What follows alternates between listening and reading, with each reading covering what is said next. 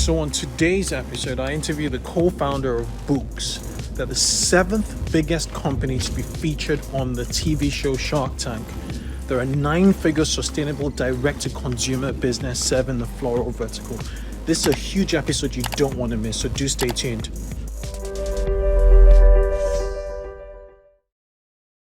Hi guys, welcome to the 2X e-commerce podcast show. And this is a podcast dedicated to rapid growth in online retail, right? So if you're looking to, grow metrics, such as average order value, you're looking to grow metrics such as, traffic and ultimately sales, you're listening to the right show. Now, I always promise you to get the very best guest on the show. And today, these guys are phenomenal. The story of this particular entrepreneur is phenomenal. It's really, really interesting. He goes by the name of John Tabis. He is the founder and CEO of a direct-to-consumer flower business called Bouqs, short for bouquet, so Bouqs.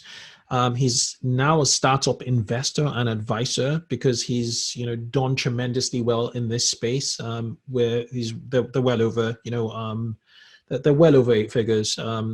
He is a keynote speaker, an adjunct professor. What else? There's so many accolades here. You've been on Shark Tank. You have raised $74 million. He has an audience greater than 4 million people. He's the Mac. He's a man, right now on the focus of this podcast. But without further ado, I'd like to welcome you, John. Welcome. Thanks so much for having me. Excited to be here. Before we kick off today's show, I'd like to give a quick shout out to our sponsors. Did you know that cloud-hosted e-commerce platforms like Shopify and BigCommerce do not provide automatic backups? Rewind steps in to protect Shopify and BigCommerce stores with automatic backups. Rewind is trusted by over 25,000 stores. Install Rewind and get to test it for free over 7 days. And to extend the 7-day trial to 30 days, head over to rewind.io, their website, and mention 2X eCommerce. Fantastic. And you're in Techstars too, right? Yeah, I've been a mentor at Techstars for I think 5 years. Okay. I probably haven't done you sufficient justice, but could you just give a brief background of who you are, what you do, and the brand Bouqs.com? Over to you. Sure. Yeah. So my career started out in strategy. I worked at Bain & Company in doing core growth strategy stuff, and then I knew I had the itch for storytelling, and I thought I could get that in advertising. So did a couple years of advertising. Didn't quite scratch the itch as I wanted it to. I went to business school at UCLA Anderson, and then went to Disney, where I was in the corporate strategy group, where we essentially merged my worlds of consulting and storytelling for about 7 years at the Walt Disney Company. So that was essentially internal consulting on strategy, consumer behavior with all the different brands, ABC, Disney, ESPN, you name it. And after about 7 years of that, I really wanted to run something, and very rightfully so. Disney wasn't giving me anything to run at the time. And so I found the world of startup. A friend of mine had started a company. I was pretty successful. I sort of started interviewing around. I took a job at shoedazzle.com, which was Kim Kardashian's subscription shoe service, which was sort of a rocket ship at the time. And while there, started talking to my co-founder about Floral and where he thought the farmer side of things could be improved. And I got some ideas around how we could make it better on the consumer and brand side of things based on my time at Disney, et cetera. And so we put our heads together, and in late 2012 launched the Bouqs company. It's now been close to 8 years. Like you said, we raised $74 million. We're a team of 83. And we're a sizable sort of contender brand here in the US, trying to take on, the larger established incumbents. Fantastic. That's a great intro. Lots of things to unpick there. Now, this is to the audience. So how this is going to go is I want you guys are quite a sizable company now, and I would love you to take us through your journey. I'm going to ask a few questions, and it's probably going to start from the beginning, and then we'll swiftly move to certain summit points that were pivotal in the growth of Bouqs.com. And then we'll talk about now and, what you think the future would look like in the midst of COVID, because I think COVID is going to be with us for a while. And then we'll give it a wrap. How does that sound? Sounds great. Let's do it. Okay, brilliant. Okay, so looking at the landscape, back in, I think it was 2012, you founded Bouqs with your co-founder. Yeah. So what was the landscape and how did you think you were going to change the floral, sector industry? Because at the time, direct to consumer, D2C was, the idea of D2C today was different then. It's evolved, and, lots of thinking and philosophies have actually changed in what, D2C is today. So what do you think was convoluted in the system and how did you think you were going to affect change? Yeah, what we saw as a big opportunity and our inspiration came from this sort of two sides of the marketplace, the consumer and the producer. And in Floral, based on my co-founder's experience, which was running a flower farm. He was actually running a rose farm in Ecuador. And my experience as a shopper, what we saw was the two most important parts of the value chain were the most unhappy with the way it was working. The farmers did not like that there was no transparency of sourcing, meaning that those that invested in sustainability and quality freshness and people were never recognized because there was no way to trace the flowers through the supply chain. You can't go into a florist shop today and say, how were these grown? Are these grown sustainably? They would never know because there's all these layers. And so my co-founder was just frustrated with the way, and then they're also at the very end of the value chain, which means they get paid last and they get paid least. It's a very commoditized product. And then on the consumer side, there are no real brands that stand out that define the category. You think about in coffee, there's Starbucks, right? And in jewelry, there's Tiffany's, or you can do this across any motorcycles, Harley Davidson, whatever. You can go across all these different categories and come up with a brand that stands for the category. And in Floral, we couldn't do that. And the customer experience when I was shopping was very frustrating and it felt like, 2 decades ago in terms of who it was built for. So we looked around the space and we thought, if the producer of the product and the consumer of the product are both equally upset about how this is working, what's going on in between that's really convoluting it, confusing it, making it painful?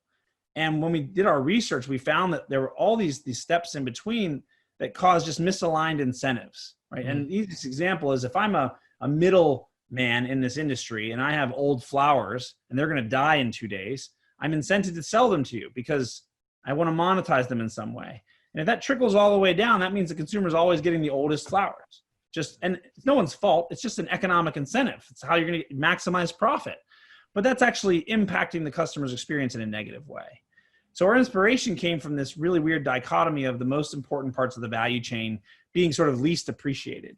And so what we did was we said, let's look at that and build everything we possibly can such that it recognizes the farmer and the customer. And no one else matters. And so that's how we came up with our business model, which was direct to consumer from the farmer to the end customer, eliminate all the middle folks, ensure the highest quality for the best price, and be super transparent in the way that we market it. Okay, so very, very interesting, perspective, there.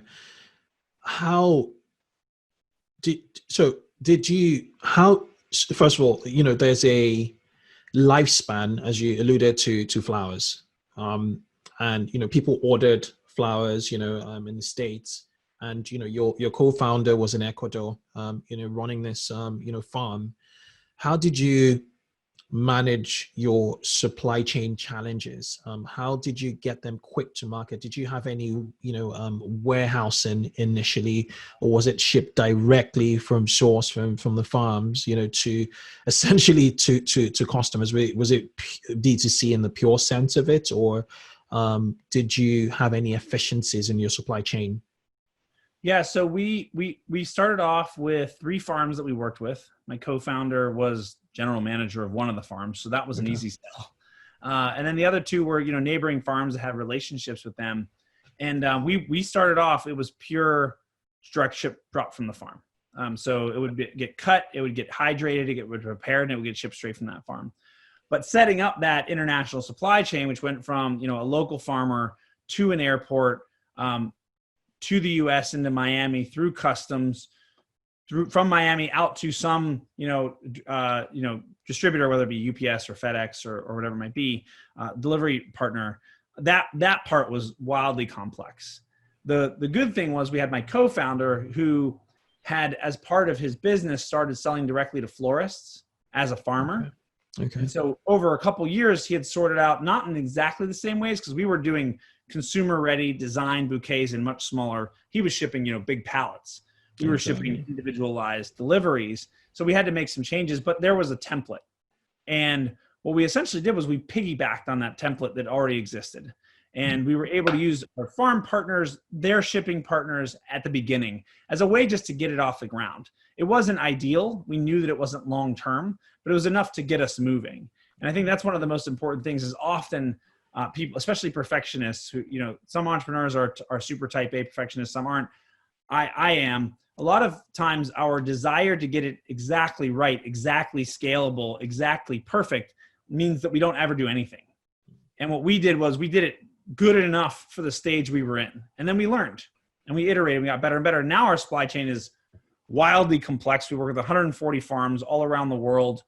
We have a ton of technology that supports it and makes it work on time without a lot of manpower having to be present or focused on it. And so we're in a very different place now. But at the beginning, it was like, how do you solve the problem that's good enough for doing your first $1 million, right? And and when $1 million, you're talking about roughly $800,000, $900,000 a month. It's not that many packages on any given day. You can sort of hack your way, scrape your way, claw your way to a solution. It's not the solution, but a solution that gets you going on your journey. That makes sense. And what about capital, initial cap seed, capital, startup capital? Was it just out of pocket, or did you have any angel round at the time? Yeah, so we had a friends and family round of $13,000, of which my co-founder and I each put in 4. So we put in 8 of it. So we raised $5,000 total dollars from outside investors. Wow. My mom, my sister, a couple of my buddies from Bain and Company back in the day. And those guys have done great on their investment. It was very small dollars. It was just sort of enough to get incorporated, to buy some boxes, those types of things. We sort of begged and borrowed, and everything short of stealing everything in the beginning. We had an intern who was building all of our technology for free.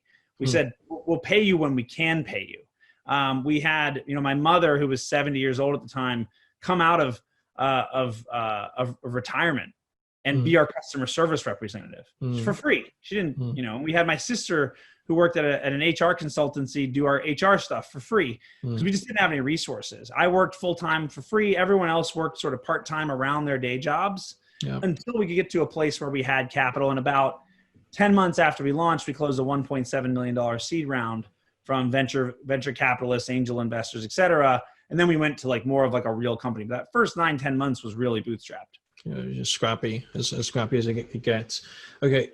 Now, this is a very sort of general question, which is, back in 2012, there was, the boom in D2C. There's Shoe Dazzle, as you alluded to. And there was this subscription economy. I think that's when Dollar Shave Club actually, came into the market. In 2020, are they still verticals, retail verticals, that have very convoluted supply chains that can be disrupted the same way you approach the floral, vertical? Yeah, I mean, I think the opportunity is kind of limitless. The one thing that you've seen in direct-to-consumer companies is that they take a lot of capital, right? We've raised $75 million. Some of these brands raise hundreds of millions of dollars, and scale is hard, right? Scaling e-commerce is tough.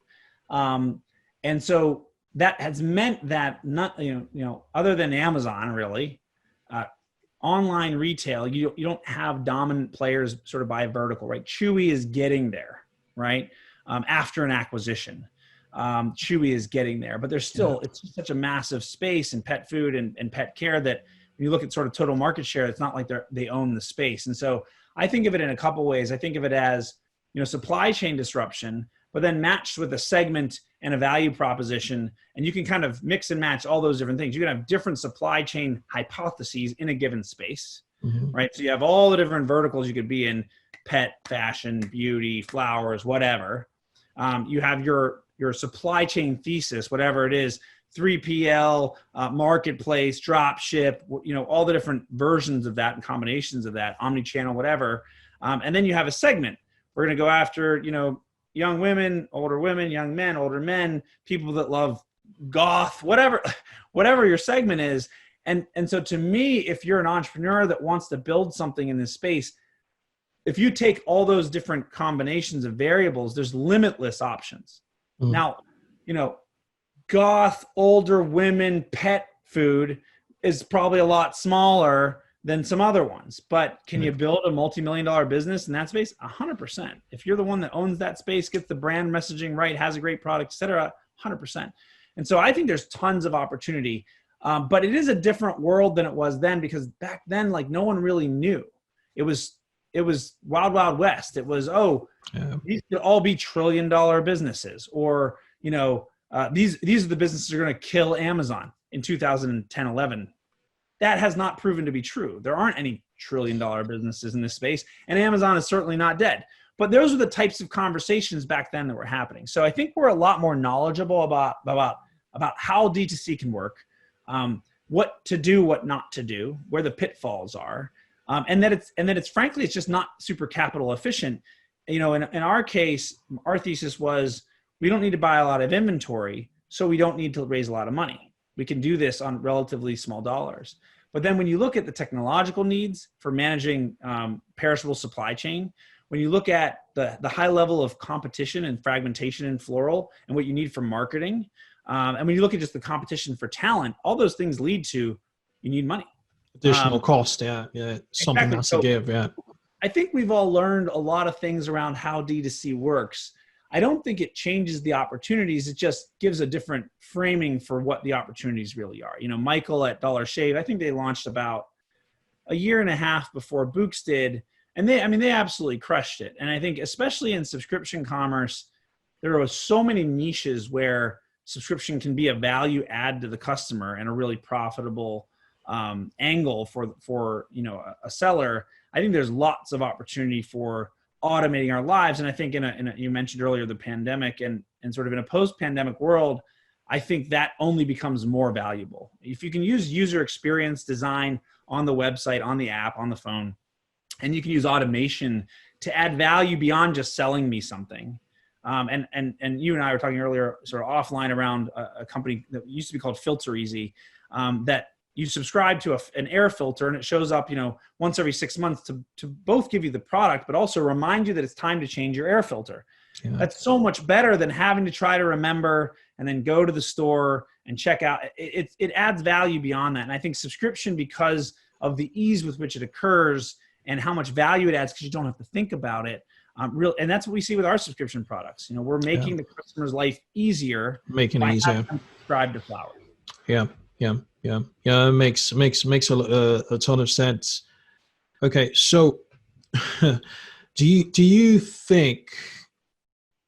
Let's go back again. Let's go back to 2012. First 1,000 customers.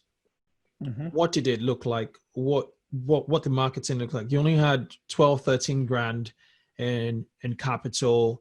You had energy. You had a lot of people you had a motivated workforce, both in Ecuador and locally. An intern that was, working for free essentially. People with a lot of energy, and people that had hope in the brand. But how did you get your first 1,000 customers? Yeah, I get a lot of entrepreneurs that come to me to talk to me about raising money because we've been very successful at it. Mm-hmm. And my first question is always, what do you need money for? And their answer is always to spend money on marketing because I don't have any sales. And I always push back really hard on those entrepreneurs. And my message is always this: if you're not getting sales naturally, if you're not organically driving traffic and growth and referrals and chatter and social, et cetera, you don't need money. You need two things. You need a story, and you need to hustle that story. And that's it. Because if you don't have a great story, I don't care how much money you pile onto it, it's not going to scale efficiently. And even if it would work and you would scale, you'd be a lot more efficient if you had a great story. So you should figure that out. And so at the beginning, what we had was a story. And at the very beginning, we didn't have that story. We just had a business model. What was your story? At the very beginning, when we were trying to figure it out, right, we were talking about benefits of the model. Hey, sustainability, freshness, quality, value. And we weren't getting people excited about it. This is pre-launch when I was just trying to test these hypotheses around it. And then right before a launch, we had a conversation one day and I was talking about my co-founder's farm where I was located. And it's located on this volcano range called Cayambe in Ecuador outside of Quito.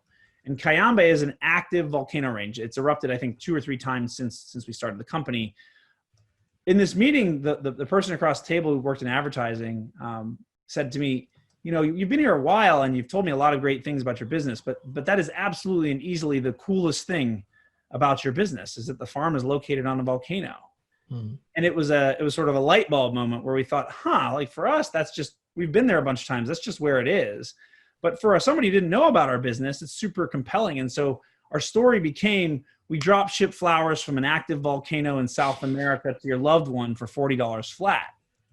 Exact same business, but with a completely different feeling now where people go, a volcano? Like, what are you talking about? Yeah. And that was our story. And then we just hustled it. The first month when we launched, I sent over 2,700 individual emails to every single email contact I had. I just went through, I was shameless. I sent emails to ex-girlfriends. Hey, Sarah, I'm making up the name. Hey, Sarah, I know that last time we were talking, you were crying, but you should buy flowers. And here's why, because they're from a volcano. It was just pure hustle.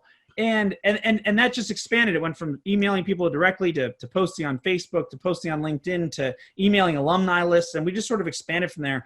And I say this to, at my class at UCLA, I say it to any audience I can get to. At the beginning of e-commerce, or really any journey from a digital perspective, you need a great story and you need to hustle the heck out of it. And if you do that, you'll get learnings to help you for later.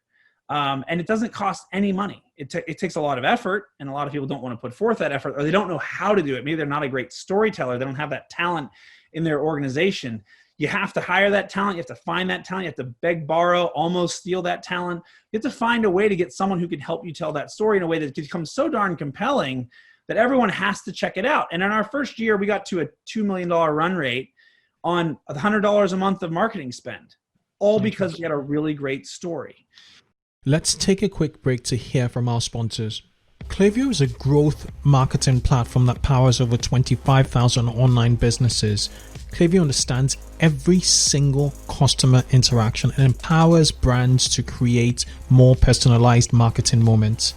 Listen, analyze, and act on your customer data with Klaviyo. Visit klaviyo.com/2x.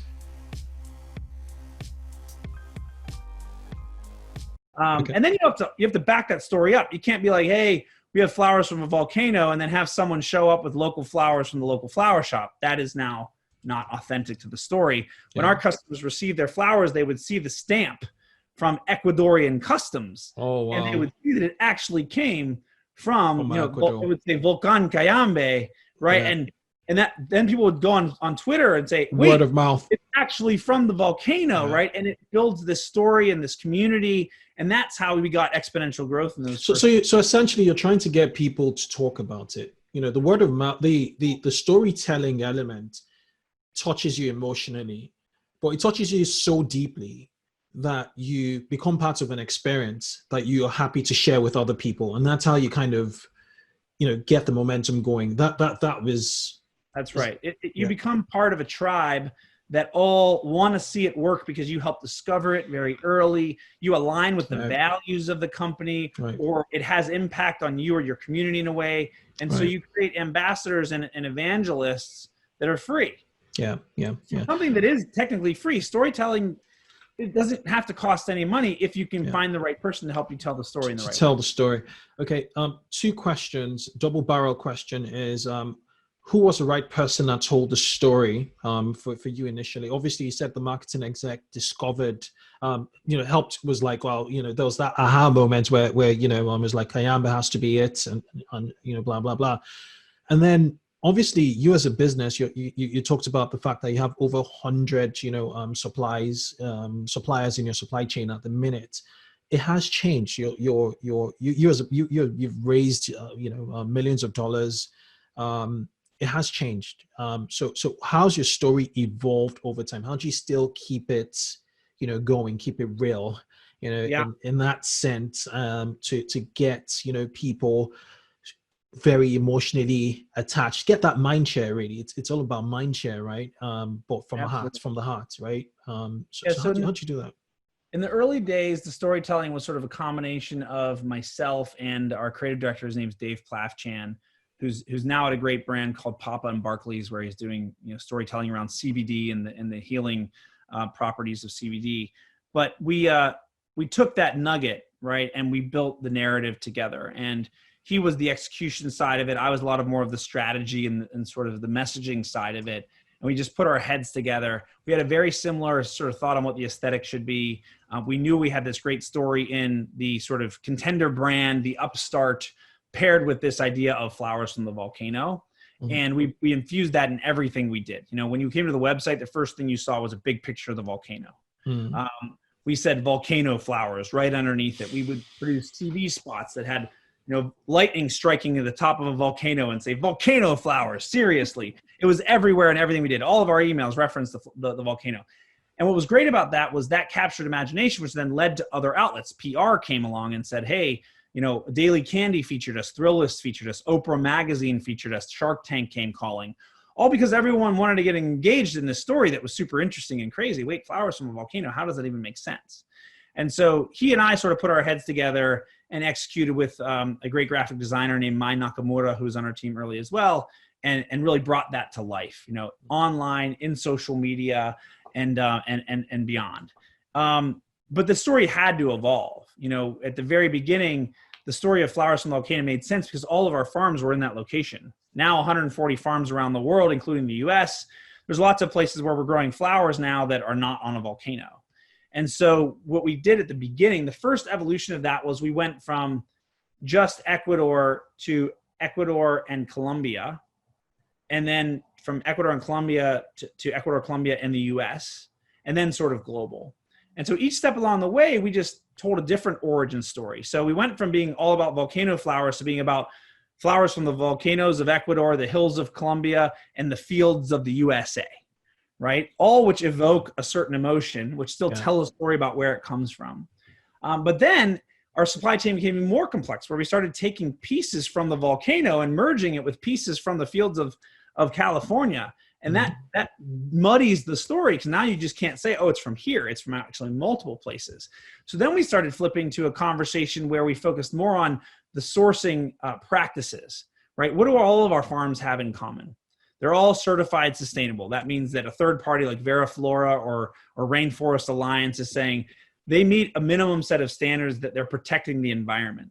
They meet labor standards. And then we also focus on the design that we do. Unlike most of our competitors, we design everything ourselves in-house, and they're unique. You can't find them on 25 other websites. And so that origin story is still there, but instead of it being the whole story, it's now a piece of the puzzle with a couple other facets. But the core of it remains the same, which is we know where your flowers come from. We work directly with those farmers for the betterment of those farms and the environment. And those origin stories are background, but they're not the foreground anymore. They're not the main storyline. They're more of setting in context. And so it's had to evolve. We're now, we announced it earlier this year. We announced a plan with this latest fundraise, which is $30 million. We announced in January to move into physical retail. Right. Well, if you're moving into physical retail, the flowers are not coming from an Ecuadorian volcano directly.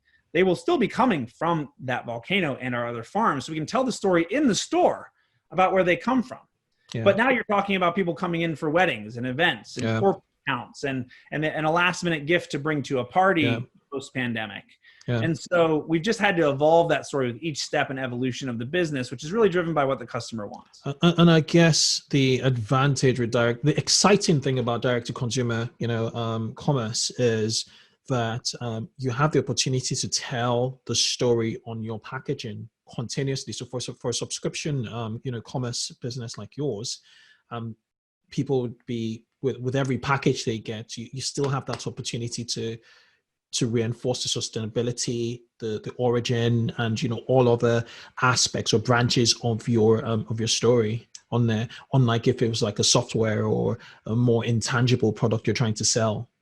Right. Yeah, we have ongoing touch points with our customers. They're primarily, when you receive it, and often the recipient is not the customer actually, right? We have two parties. We have the buyer and the recipient, because most people send True. Yeah. Which is actually even better, because then the recipient starts to use your service to send to other people. So you get this sort of multiplicative the virality. effect. So do you have like a referral program in place now today, where you kind of like an Uber referral program, where you get some sort of credit, or you get free flowers if you were to refer a friend to Bouqs.com? Absolutely. Yeah. We've had those in place, and they've, the offers vary from time to time, seasonally and year to year. But generally speaking, you give a friend X dollars or X% off, and then you get, a similar thing. And I think that and email capture are sort of the two very early stage things that you have to have. Again, 'cause you don't have a lot of capital, unless you do, but if you don't have a lot of capital, grabbing an email address, having a drip that communicates your brand proposition, what makes you different, discounts, et cetera, to a customer is a set it and forget it thing that will drive revenue over time. And then referral, very similarly, make it super easy for folks to introduce those that they want to evangelize to your brand and incent them to do so. You ask them to evangelize, you give them a reason to do it, they're much more likely to do it than just on their own. Yeah. And so those programs have been in place since, month 2 or 3, and have always been sort of a staple of what we do. It reminds me of the of Hotmail, the virality of Hotmail. Only now this is a very tangible product rather than just an email signature, where it was like sent by Hotmail, and then people were clicking on the sent by Hotmail to create Hotmail accounts, and then that's how Hotmail got viral. Exactly. But this time a physical product. Okay, so let's swiftly move to key pivotal points. For me, having had a quick conversation with you prior to this interview, one pivotal moment was your Shark Tank feature. So you were founded in 2012. And in I think in late summer of 2013, you'd recorded in an episode in Shark Tank in which you were rejected, which is a blessing. And then in April, which is spring of 2014, that aired. What was the impact? What was the journey to Shark Tank? Did they reach out to you? Did you reach out to them? Was it part of the whole plan? And how did it have any net impact on Bouqs, on your story thus far?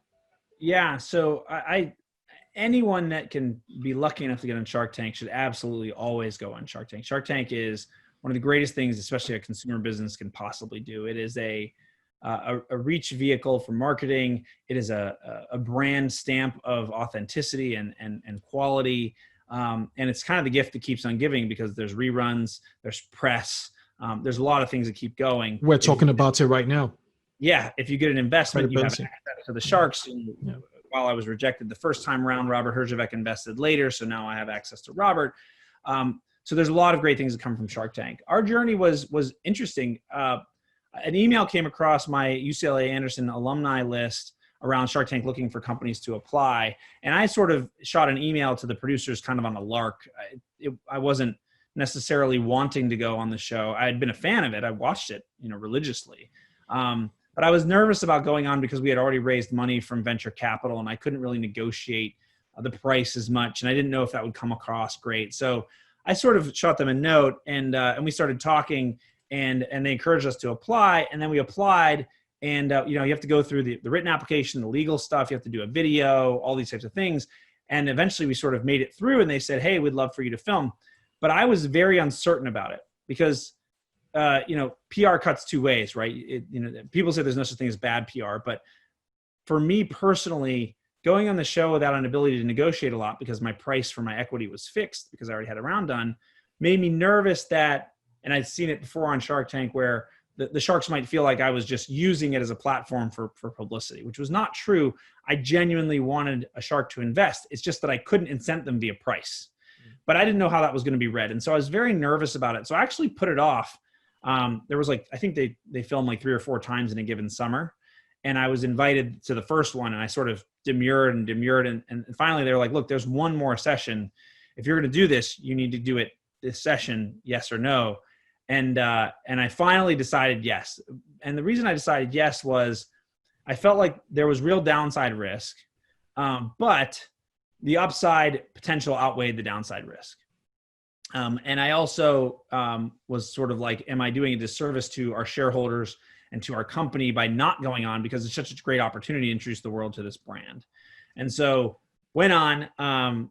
What's interesting about Shark Tank too is when you walk on and you see the set, you see the sharks up there and they're filming. That's the first time you see any of it.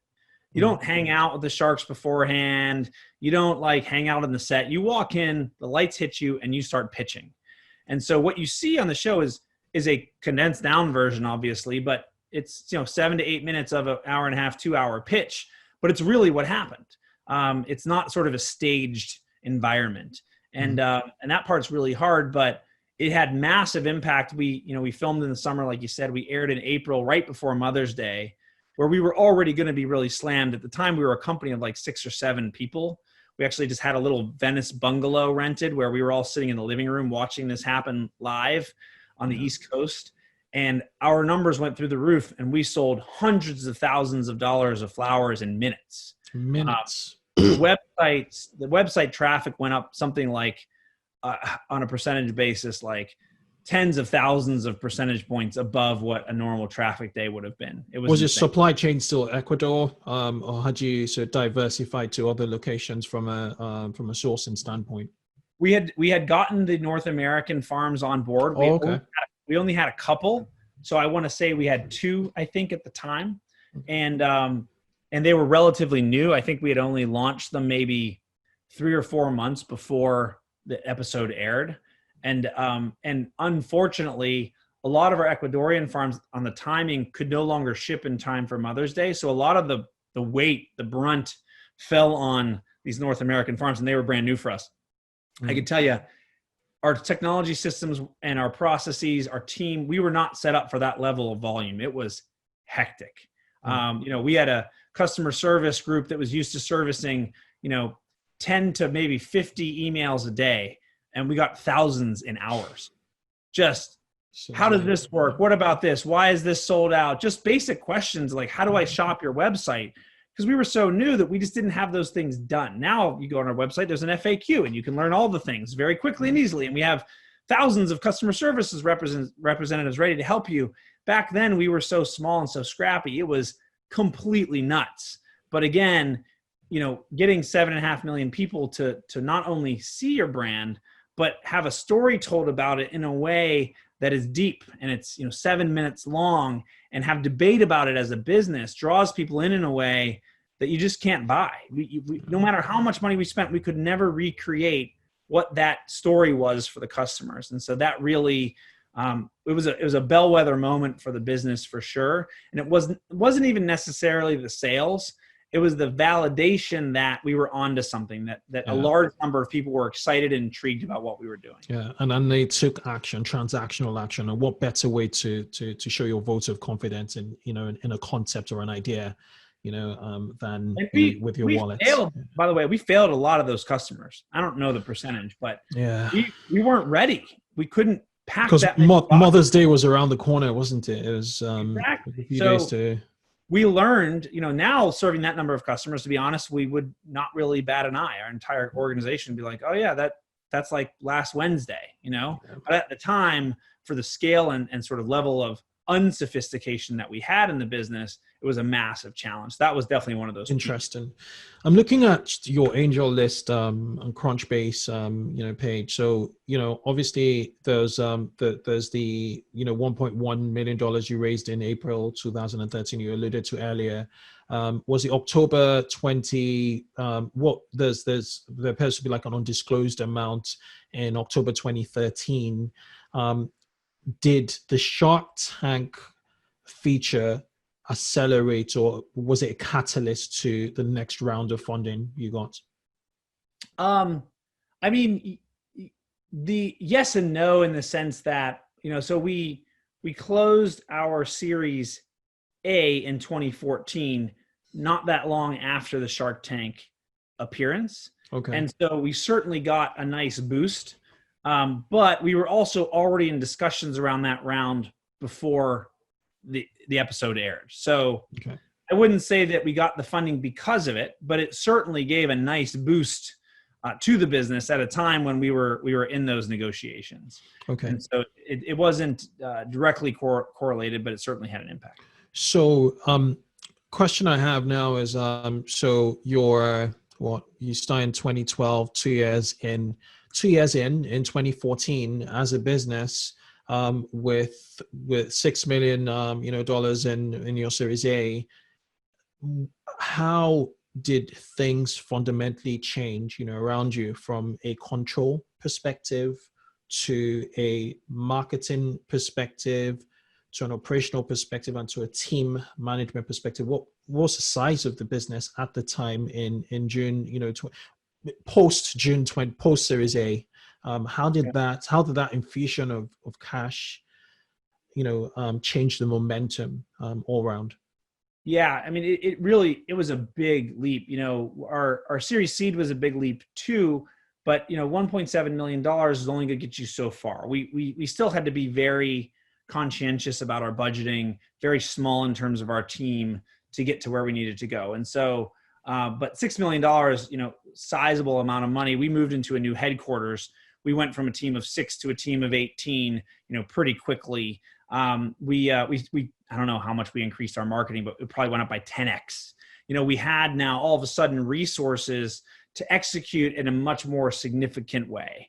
And that led to just complexity, right? Managing a team of 18, very different than managing a team of 6. Team of 6 was like all personal one-on-one relationships, no second level of management. We didn't have any other executives at the time. All of a sudden you get a $6 million investment. We hired a COO. We brought in a director of marketing. They hired teams underneath them. You build out a whole new office. All these types of things lead to complexity and changes in the way that we operated. All very exciting, all very interesting. And I think, let's take a quick break to hear from our sponsors. Did you know that cloud-hosted e-commerce platforms like Shopify and BigCommerce do not provide automatic backups? Rewind steps in to protect Shopify and BigCommerce stores with automatic backups. Rewind is trusted by over 25,000 stores. Install Rewind and get to test it for free over 7 days. And to extend the 7-day trial to 30 days, head over to rewind.io, their website, and mention 2x eCommerce. But all very hard at the same time. One of the things that I think is underappreciated or under talked about in scaling any business, but especially scaling an e-commerce business, is there's building the business, which is what do you do, how do you do it, for whom, and how do you get people to spend more and grow the business. But there's also building a company, which in and of itself is a totally separate challenge. You need to get a collection of individuals that work together well, that communicate, and get things done in an efficient manner. And that is way harder. And I came from a strategy background, so I didn't operate anything prior to launching Bouqs. So I was always a consultant to the people that were doing. And I can say now, like having been in this now for 8 years, operators are magicians.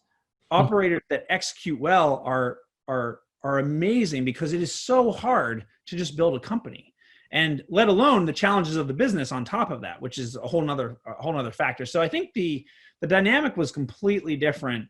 Learned a ton of lessons about people, process, technology, about moves to make, moves not to make, about hiring and culture. And we've had, just like every company, ebbs and flows where we've been always up and to the right, but it's been up and down and up and to the right. And those peaks are great and they're super fun. Shark Tank was a peak. Our $24 million Series C was a peak. But then there's valleys as well. And but the complexity of multi-layered management, and I think it's an important question for anyone who's running call it a lifestyle business today, where maybe it's 2 or 3 people and they aspire to have 100, 500 people or whatever it might be. That's great, but understand the difference in like you said, control, in work lifestyle, and in execution that's required when you get that big, because it is very different, not necessarily better or worse, just a very different dynamic. And if an entrepreneur really loves, hey, it's me and my wife and 2 people, and the quickness and the nimbleness, that ebbs and sort of goes away as you scale, because scale requires different processes, different ways of executing. Yeah. And so I think having a very clear understanding of that before you decide to make that decision is really important. Super. That's very, very super insightful perspective at that scale, especially when you talk about the fact that you are growing a company, you're organizing humans on the one hand, and at the same time you have to manage the growth of and nurturing customers on the other hand, the actual business, and bringing them together. Okay, so what how did marketing change? What were your acquisition channels prior to let's say Series C with the $24 million infusion as compared to your Series A with the $6 million infusion? What were your primary acquisition and your retention business? Okay, first of all, before I even get into the question, from a what's a percentage of returning of subscription businesses, of subscription customers, sorry, as compared to one-off customers? We don't share the percentages publicly, but we've always been a majority non-subscription business. So it's not most of our business has always been, we bring people in, we want to sell them bouquets, and then we hope to introduce them to that subscription option. As if they're a more regular buyer of flowers and they're going to send flowers 6-7 times a year anyway, why not subscribe? And that's kind of been the thesis. So we're not a primarily subscription business. Yeah, it's difficult selling subscriptions to people who are gifted, items, unless if it's like a membership, where if you're a member and you gift so many times, in a year, then we'll potentially give you a discount if, that's your motivation, which we not kind always of have is. That sense that when you subscribe, you subscribe to like a frequency. You say once a month or once every other week or whatever it might be, and we give you 30% off and free delivery on all of those events, however frequently you set it. But at the same time, you can skip a month if you just don't need it. You can just say, I'm not going to send flowers this month. Or you can just have it like default to your own home and give yourself flowers 12 months a year as a default. But then 6 times a year, you say, I'm going to send a mom here, my sister here, my friend here, whatever it might be. And so it's kind of like that sort of club-like experience, and then it's super flexible. You can pause it, you can skip, whatever it might be. But my theory was never to go out and say, hey, we're a flower subscription company, come and subscribe. It was, we're a sustainable flower business, come and shop with us. And hey, here's a subscription product that will make your life better. It'll be cheaper. You'll save money. It'll be easier on top of that core offering. Amazing, amazing, amazing. Great stuff. Great stuff. Okay. So back to my previous question, which is like, what the marketing look like with $24 million? Obviously the objectives. The question, sorry, I have another question. When a VC gives you money, right? Do they expect you to spend it over a particular period of time? What's the expectation on the utility of money? So let's talk about the $6 million, dollars that was handed over to you. Yeah. So, I mean, I think in any round, right, you're raising money for a purpose. Yeah. And there's a certain set of things you want to invest in, whether it's people, technology, geographic expansion, channel expansion, marketing, whatever it might be. And so you have a rough idea, before you take the money on where you want to spend it. And, at different series, seed, A, B, C, whatever, the use of proceeds is different, right? And so in a series A, it may be, hey, just get some foundational stuff in place and increase your marketing budgets. Whereas maybe a series C is like, dump it all into marketing because you've figured out all the other stuff. And now it's just about scaling the business very quickly. And it can vary by business, by sector, et cetera. So we certainly had a plan for what we wanted to accomplish in a given time frame. And what we really tried to get very explicit about is, hey, what are the milestones we want to get to for the next round? Or is there a next round? Or are we aiming for profitability? And each step along the way when we raise money, we've had that conversation within the team, my co-founder and I, with our leadership team, and with our investors or board members, if there were any at the time. And so we would set forth a given run rate we wanted to achieve, or a certain set of capabilities. Like, after the series seed, it was like, okay, expand our supply chain from Ecuador and a couple farms in the US to be much more global, much more de-risk it, create more scalability, et cetera, et cetera. That was a key, primary milestone that we wanted to achieve. It might be a certain monthly revenue sales goal. It might be a certain level of contribution margin or profit or whatever it might be. And so we laid those things out. For us, again, I think it varies for every company. Series A was certainly an increase in our marketing spend, but there was also just a ton of just building that we had to do. We were in our post-series seed, we were still very small. Again, we were like 7 or 8 people. We got to call it 20 some on the Series A money. So we wanted to build out the team because I was doing way too many things that I wasn't great at. We had too many people burning the midnight oil every single day, working crazy hours. And so we needed to get to a little bit more of a solid foundation rather than all the scrambling that happens in early stage. We needed to invest in the technology to give our customers more flexibility, especially around subscriptions. And then we wanted to spend more money on marketing. Our marketing journey is one where essentially what we did was each step along the way. At the very beginning, we had no money. So what did we do? We spent a tiny little bit of money on Facebook ads to do sweepstakes. We just gave away flowers. We did a lot of content marketing for free. We just hired people to put out content on social media. And we did sort of free PR, meaning we were pitching ourselves to any outlet where we could get access to an editor or a writer. And it was just very scrappy PR. That's sort of where we started. The first channel we turned on was affiliate marketing, where we were sort of only paying if there was success.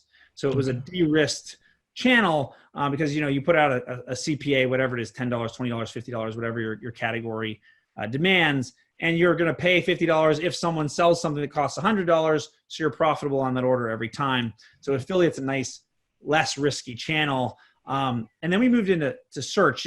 Flowers in particular is a very intent-driven category where you need it for a reason. It's my mom's birthday next week. I need flowers, right? Unlike some other things like shoe shopping, where you might just be scrolling through Facebook, see an awesome pair of shoes you love, click on the ad and buy it. So very different shopping patterns. So search is very important. In those earlier days, we had to be pretty, call it small and careful, just because we didn't have big dollars and we couldn't get into bidding wars against the big competitors. So we focused on branded stuff, sort of protect our brand, own our keywords. It's one of the reasons why we named the company Bouqs, by the way, was that we trademarked the word, we owned it. So where everyone else has flowers or blooms in their name, which from an SEO perspective and a brand recognition perspective is hard, everywhere you see the word Bouq is us. Yeah. And so there was a strategy to that as well, but SEM became sort of our next core. And our first hire in marketing was actually a great woman named Christy Kim, super smart marketer, came in as a director of marketing, but came from a search engine marketing background. Okay. And that was really a big focus at that time. We actually dabbled in video and TV really early, not in terms of big spend, but producing the content and then leveraging it as best as we could. So not like big media buys, but as an example, we worked with an ad agency here in town called Deutsch, where they gave us some sort of, not pro bono, but discounted work because they wanted to work with earlier stage companies. We created this amazing spot. It's pretty hilarious. It's sort of the theme is, for all those guys out there that screw up all the time, you should have Bouqs to sort of save the day. And so it was like these great vignettes of like a broken motorcycle sitting on the front lawn for months, or, you know, a grilled cheese sandwich made using like a curling iron. And then, you know, we built a pyramid made out of beer cans in the middle of a living room. And like the spouse comes home and like sees it and is like, oh my God. And we actually bought a Super Bowl spot, but we bought a Super Bowl spot in one tiny town in the middle of nowhere, like a suburb of Erie, Pennsylvania, like not even Erie, Pennsylvania. When was this? When did you start to make a foray into TV? This is like 2014 after the Series A. Okay. All right. But the production cost was, you know, not astronomical because we had an amazing partner who helped us a lot. Mm-hmm. And then buying a single local cable spot during the Super Bowl was actually surprisingly cheap. I want to say we spent $10,000 to $15,000. Did you get returns from that? What was cool about it was not even the viewership in the market, although my cousin lived in that market and was like, hey, I saw you on the Super Bowl. I can't believe how much money you must have paid. And we were like, no. But what was cool about it was we could go around and say we had a Super Bowl spot. Sponsor app. Yeah. So it becomes a social media tool. It becomes a PR tool. It becomes an email tool. And that in and of itself was worth way more than the viewership we even got by placing the ad. And so how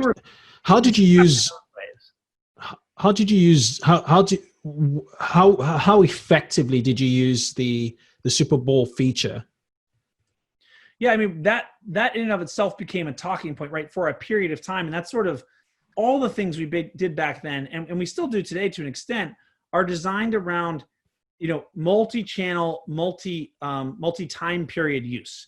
Because if you produce a thing for a given time frame and that's all it's used for, it's wasted resources. If you can produce a TV spot, a social media ad, a photograph or whatever, but you can use it in lots of places over time. You can use it in social, on email, on site, for PR, whatever it might be. You're now leveraging the same fixed resources to get more and more variable use in terms of marketing. And so we didn't have a lot of money. We didn't have a lot of people, but what we had was this ingenuity and this scrappiness of the team to go out and produce those things. So as an example, I want to say in 2015, I think, we produced this great Christmas spot. And essentially what it was music and a chalkboard. And on the chalkboard, you would see flowers come in and out, and the message on the chalkboard would change. We shot that once, and we put Christmas music, and we put like a sprig of like, you know, evergreen leaves. And then we did the exact same spot for Easter. It's just that instead of putting a sprig of green twigs in there, we put an Easter egg in there, and we changed what we wrote. It was one production. We could use it over multiple seasons, and the variable cost on that was like 10, 15% more, but it was double the productivity. And any place where we could get a PR effort that would get us a celebrity tweet, but the celebrity tweet would then get us more social content, more proof, like more places to put it. And then that celebrity tweet could be used as fuel for pitching another celebrity or for pitching another PR opportunity. We just tried to leverage those things because we just didn't have a lot of assets at our disposal. And so that creativity almost becomes an asset because the lack of resources forces you to do more with less. Interesting. Like a media pyramid, which builds up on top of Absolutely. So what is the last 3 years? So we're talking 2017 to 2020. What does marketing look like now, you know, over the last 3 years, or has it even substantially changed between 2017 and now? Yeah, you know, the dollars are certainly bigger. The channels have expanded dramatically. What do the channels look like? Let's hear that. And by the way, not just because there's more dollars, but just because the world has changed, right? Mm-hmm. You know, when we launched the company, Snapchat didn't exist. TikTok certainly didn't exist. Instagram, when we launched the company, didn't exist. So there's just an ever expanding number of ways to reach customers. And so you constantly test and try to learn new ways to introduce customers to the brand. And then our business has also changed, right? Our subscription offerings have changed. Our price points have changed. Our depth and breadth of catalog has changed. Our pitch has changed. And so between the messaging and the channels, you look at, you know, marketing in 2020 versus marketing in 2017, you'd say they're night and day different. But in some ways, they're also very much the same. You know, the big channels out there in the world are still the big channels. You know, Facebook, search engine marketing, And then for more sort of brand awareness stuff, TV, radio, podcast. I think podcast is probably the biggest difference, is that in 2017, podcast wasn't close to as robust in terms of just the number of program, but also the tools to actually monetize it for the content producers, and then to advertise on it as an advertiser. So you're actively sponsoring podcasts right now? We do, yeah. We had a pretty robust program for both Valentine's Day and Mother's Day. Okay. And then we are on sort of evergreen on certain programs where we see really great returns. But yeah, podcasts and radio is a much bigger piece of what we do today than we did, a couple years back. TV has kind of come and gone depending on both leadership in the marketing department, what the market has looked like, what our budgets have looked like. But it's been a staple at, the Valentine's Days and the Mother's Days, because you're looking for that big reach at those big holidays. And then, the marketing messaging has changed too as the company has evolved. We were very heavy on Volcano in those early days. We were very, not controversial, but very direct in our competitive messaging back in those days when we were smaller, because we needed a way to get attention. Now it's more about storytelling about what we stand for and what the benefits are of shopping with us, and how we make it easier and a better value. And then having some personality sprinkled in there. And so the marketing tactics have changed, the budgets have changed, but I think the biggest difference is probably that the mix has changed because of both the proliferation and the sophistication of some of those channels changing over time.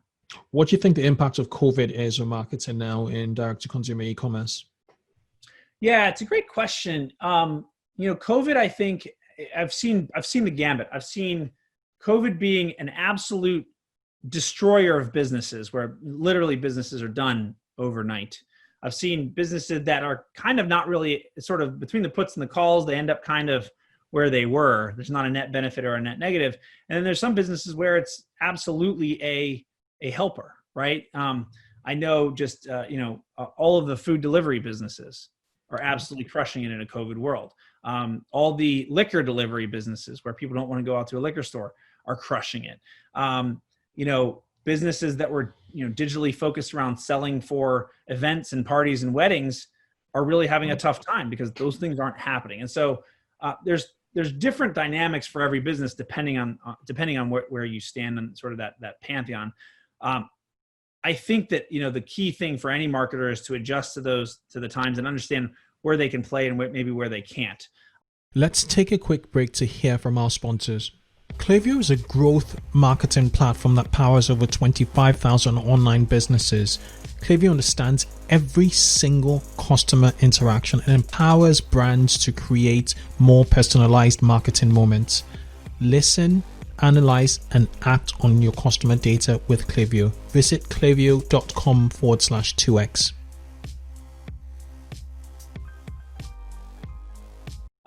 One thing that I think is interesting about podcasts is that a lot of podcast listening used to happen during the commute. Mm-hmm. Well, people aren't going to the office. Podcast listenership is going to be down, but only certain types of podcasts.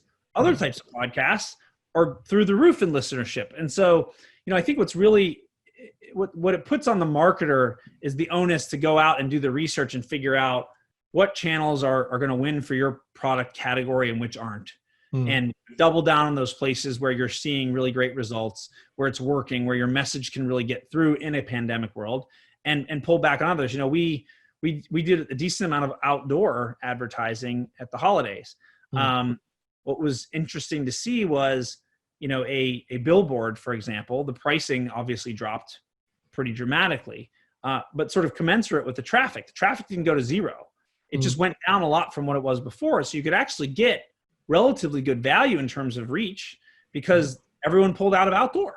Facebook, prices came down. Why? Well, because massive categories like travel, leisure, those things, they've just stopped spending because they have no business.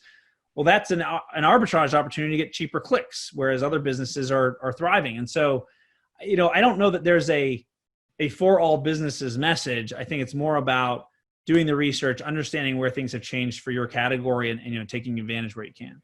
I think that's the most concise, most accurate, insights into that question. So I've asked that question a few times on the podcast, and I'm impressed by that.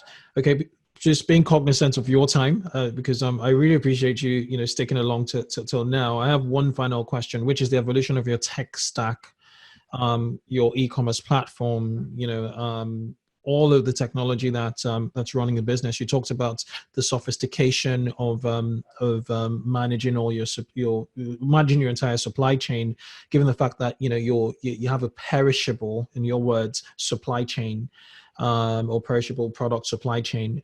How has it evolved over the last few years? You're 8 years old. And at what pivotal moment did you think, oh my goodness, this is no longer going to hold us. We need to switch, and we need to switch. Where you now? Yeah, and that's happened across all of our technology needs over time. What you build for $2 million in revenue doesn't work for 10, which doesn't work for 100.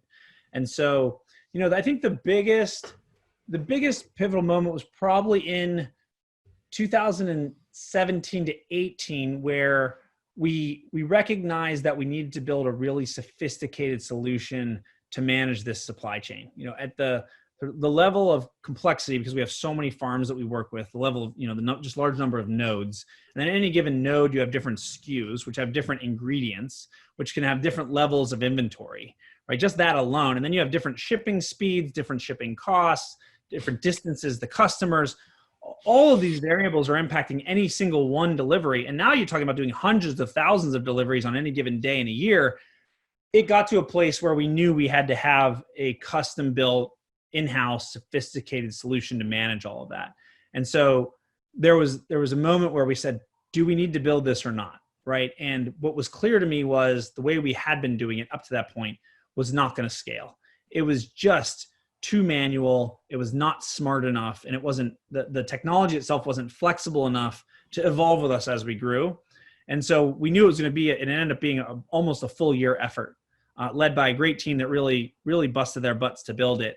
But now it's foundational to the way that our entire business works. And it reduces so much manual intervention, so much manual and tech time to try to just make everything work on a day-to-day basis. It frees us up to focus on new things, bigger things. And so that's really the engine that makes our entire company work. That software is fully conceived, architected, developed, and created in-house. And that's really the biggest piece of single IP that we have, other than the brand, in the organization. And it's really, like I said, the engine that makes it all work on a day-to-day basis. So you built it in-house. Do you still manage, how many how many members of staff actually manage the platform right now? Yeah, so we have, our technology team, including product, is probably 24, 25 people. So it's a good chunk of our organization. Okay. I think we're about 85 right now. Okay.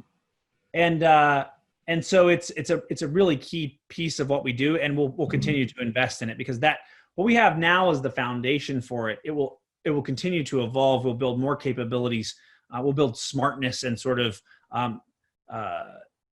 its own set of rules and logic to run things on its own more and more. So we take more and more off of our supply chain team and more onto the tech platform, because it just scales more efficiently. So again, that supply chain team can think more about, how do I do more things that are value add to the customer, to the business. And so it is certainly going to be an ever evolving piece of technology. Interesting.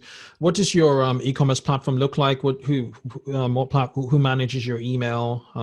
Any other major pillars from a tech stack standpoint? Yeah, so our web shop solution is a hyper customized version of a platform called Work Area, which is out of Philadelphia. They build e-commerce solutions for very large companies.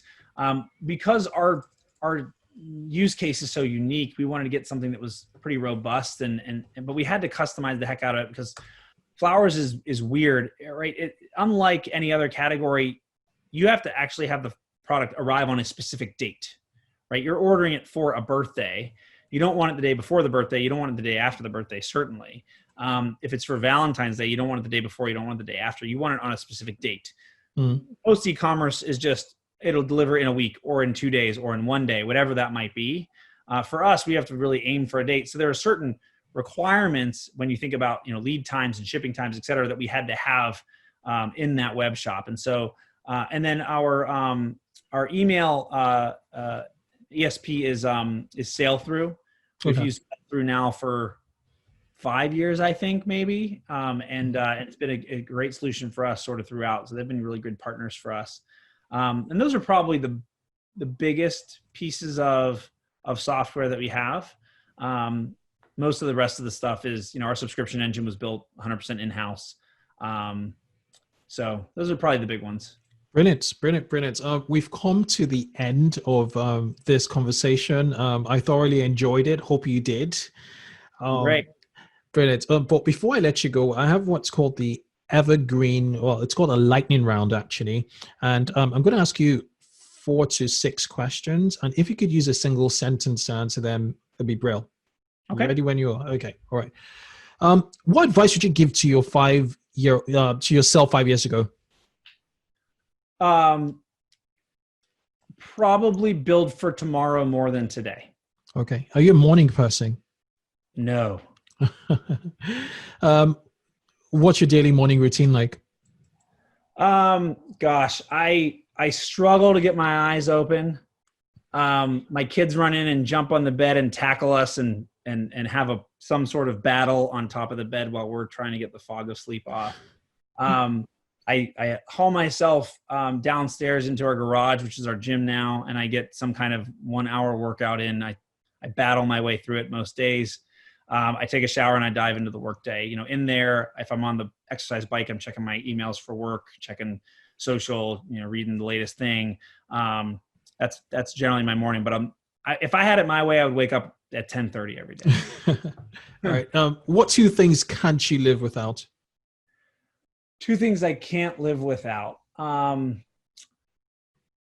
would say, oh man, this is a hard one. Ben & Jerry's ice cream for sure. Ooh. Oh, man, I love Ben & Jerry's. I'm only allowing myself one pint a week and I'm like dying right now. And the beach. Beach, okay. What flavor of Ben & Jerry's would you as your fave? Brownie batter core. Okay, all right. Brownie batter is like, it's the richest, chocolatiest thing in the world. It's so amazing. Sweet too. Okay. And by the way, pro tip, new microwave your Ben & Jerry's pint for like 10 seconds. Okay. Just soften it up. It changes it. Okay. Yeah. All right. Okay. What's been your best mistake to date? By that I mean a setback that's given you the biggest feedback. Oh, great one. I think the technology one we talked about earlier, sort of, my initial thesis on this was we weren't going to differentiate via tech. So we could not be cheap on it, but we didn't need to heavily invest in building technology. And that really bit us in the butt, right? As we started to scale, we found that just was the wrong decision. And so I learned a lot about how tech can be an enabler or an inhibitor in that process. And so, it sort of goes back to my build for tomorrow, not for today, related to technology. But I look at technology very differently now, even in consumer-based or sort of non-tech businesses. Tech is the great enabler if you build it the right way. Amazing. Finally, what book are you currently reading? I'm actually reading no books right now. Awesome. In a pandemic world, I'm helping with the kids a lot. And then, the business a lot. So I have nothing that's active. The last book I read was Radical Candor. That was like right as the pandemic was sort of starting, and I thought I was going to have all this free time because I was going to be home a lot. Mm-hmm. And it turned out that was the opposite of true. But amazing book, great book on leadership. And I did the audio book, and it was exceptional. Fantastic. We'll link to it in the audio notes.